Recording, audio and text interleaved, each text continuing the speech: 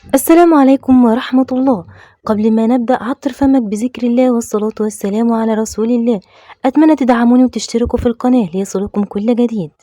السلام عليكم ورحمة الله وبركاته. هو ده واجبه. مش هقول للنادي الأهلي شكرا، لأن ده واجبه. الأهلي بيتبرع بالدم قبل المال لأهلنا في غزة. هو ده واجبه. الأهلي تأسس نادي وطني 1907، وقضايا الأمة هي واجبه على مدار 116 سنة. هي سلاحه وهي عزه وهي فخره، وهي السبب في شعبيته الجارفة في الوطن العربي، اللي منها الشعبية الأولى لأي نادي في أرضنا الحرة في غزة.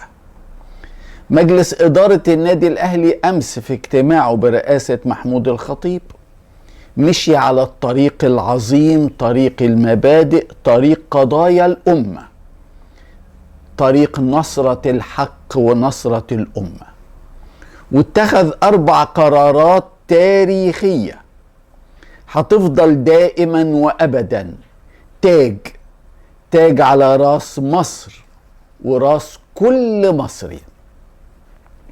مجلس إدارة النادي الأهلي قرر التبرع بكل العائد المالي، كل الإيراد بتاع مباراة الأهلي وسيمبا التنزاني يوم الثلاث اللي جاي 24 أكتوبر في استاد القاهرة لصالح أهلنا في غزة. يا رب يا رب يكون القرار ده وهو أهم قرارات مجلس إدارة النادي الأهلي مشجع للدولة وللحكومة ولوزارة الداخلية تزود أعداد الجماهير في مباراة الأهلي وسيمبا 60,000 و70,000، وكل التذاكر وكل الإيراد هيروح لأهلنا في غزة. لو دخل الماتش ده 70,000 متفرج بتذاكر، وللعلم الاستاد بيشيل أكتر من 70,000، تخيل ممكن الإيراد يعدي 20 مليون جنيه لصالح أهلنا في غزة. القرار الثاني لمجلس إدارة النادي الأهلي هو دعوة كل أعضاء النادي الأهلي في فروعه ال4 اعتبارا من اليوم للتبرع بالدم. سرعة التبرع بالدم لأهلنا في غزة. نادي الأهلي قرر إيقاف البث تماما أمس عن قناة النادي، لا بث لأي برامج أمس تعاطفا مع أهلنا في غزة، وإيقاف البث على كل منصات النادي الرسمية، منها اليوتيوب ومنها الانستجرام والموقع الرسمي. قرار الرابع ارتداء كل لاعبي النادي في جميع الفرق المختلفة وفي كل المسابقات الرياضية شارة الحداد تعاطفا مع أهلنا ومع شهداء غزة. أخيرا تحدث محمد صلاح كابتن منتخب مصر لكرة القدم ونجم نادي ليفربول الإنجليزي. محمد صلاح في اليوم 12 لبدء حرب إبادة غزة تحدث عبر فيديو على صفحته على انستغرام. الفيديو حقق ملايين المشاهدات وملايين الإعجابات في أقل زمن ممكن، مما يشير لأهمية دوره وأهمية كلمته. محمد صلاح طالب بوقف المجازر ضد أهل غزة وتقديم الدعم الإنساني السريع لأهلنا في غزة. صحيح كلام محمد صلاح جاء متأخر، لكن كويس إنه جه، ولعله إن شاء الله يؤثر. ولو أنت تقدر تنقل كلام صلاح انقله، ربما تكون أنت السبب في إن كلام صلاح يوصل لحد مؤثر. تخيلوا النرويجي أرلينج هالاند هداف الدوري الإنجليزي وهداف نادي مانشستر سيتي كان من أول الناس اللي ردوا على فيديو محمد صلاح. تخيل هالاند النرويجي رد وقال بالحرف الواحد كلام محمد صلاح مهم جدا، لأنه واحد من أكبر السوبر ستارز في هذا العالم، وكلامه بيشجعنا احنا، يشجع هالاند واللي زي هالاند ان هم يتكلموا بدون اي خوف على مستقبلهم الرياضي. وقال ان محمد صلاح زاد في نظره 10 مرات او 10 اضعاف عن موقعه الحالي لديه. من الولايات المتحدة برامي السبيعي مستر أولمبيا أو بطل العالم لكمال الأجسام عمل فيديو لايف امبارح وهو بيبكي بحرقة شديدة جدا على ما يحدث في غزة، وطالب من جديد العالم بالتدخل السريع.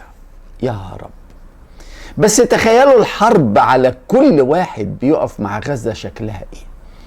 الحرب في فرنسا رهيبة ضد كريم بنزيما، أحسن لاعب كرة قدم في العالم، نجم منتخب فرنسا 15 سنة، اللي بيهاجموه وزراء وأعضاء برلمان عمر ما واحد فيهم عمل حاجة لفرنسا. بنزيما عمل لفرنسا. ممكن تشوف طلبك وصل فين كله على ابلكيشن امازون. عشان تبدأ نزل الابلكيشن. فرنسا قدهم كلهم، وبيهاجموه وبيطالبوا بمحاكمته وبيطالبوا بسحب الجنسية منه. بس كريم بنزيما مش سهل. كريم بنزيما وراه جمهور جبار، وراه ناس تعرف الحق. كريم بنزيما قدم شكوى للقضاء، القضاء الفرنسي، وهو واثق في عدالة القضاء الفرنسي. شكوى ضد 4 من كبار الشخصيات في فرنسا، منهم وزير الداخلية دارمانيان، ومنهم 3 أعضاء في البرلمان، 3 منهم 2 سيدات، نادين مورانو وفاليري بواييه، وواحدة ضد فرانك تابيرو اللي قال إنه بيعمل دعاية لحماس.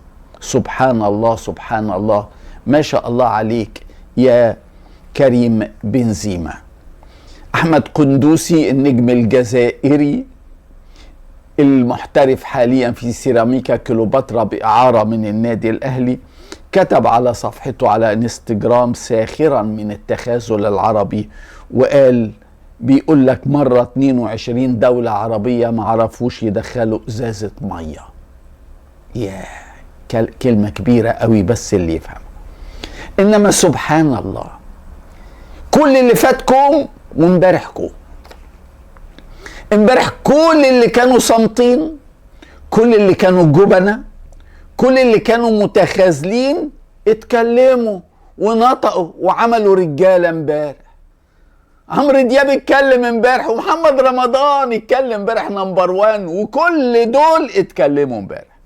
بس لا، ده كل الأندية كمان امبارح اتحركت وحطت علم فلسطين على شعارها بجدارة. كل ده امبارح بس. وامبارح بس برضو كل الوزارات اتحركت وأوقفت نشاطها واحتفالاتها. كل ده امبارح بس. عارفين ليه؟ لأنه كله كان مستني التعليمات، كله كان مستني الأوامر، كله بيتحرك بأوامر. اوعى تفتكر ان واحد فيهم وهو بيدافع عن غزة بيدافع من دافعه، لا، كله تعليمات وأوامر. اللي ما عندوش تعليمات وأوامر شعبنا، الشعب العظيم، الشعب المصري الحر، 100 مليون مصري الحر، 100 مليون مصري اللي ما فيهمش ملياردير، 100 مليون مصري اللي بيدوروا على لقمة العيش كل يوم. هم دول اللي اتكلموا، هم دول اللي اتحركوا، هم دول اللي ما بيخافوش، وهم دول اللي بيحبوا فلسطين وغزة بجد. شعب مصر من أول يوم على السوشيال ميديا جبار. شعب مصر شعب عظيم بمعنى الكلمة، شعب أصيل بمعنى الكلمة. ربنا يديم علينا نعمة الأصالة بين المصريين. بسلامة الله، بعثة الأهلي بطل أفريقيا وصلت مساء أمس إلى مطار دار السلام. السلام على رسول الله. أتمنى تدعموني وتشتركوا في القناة ليصلكم كل جديد.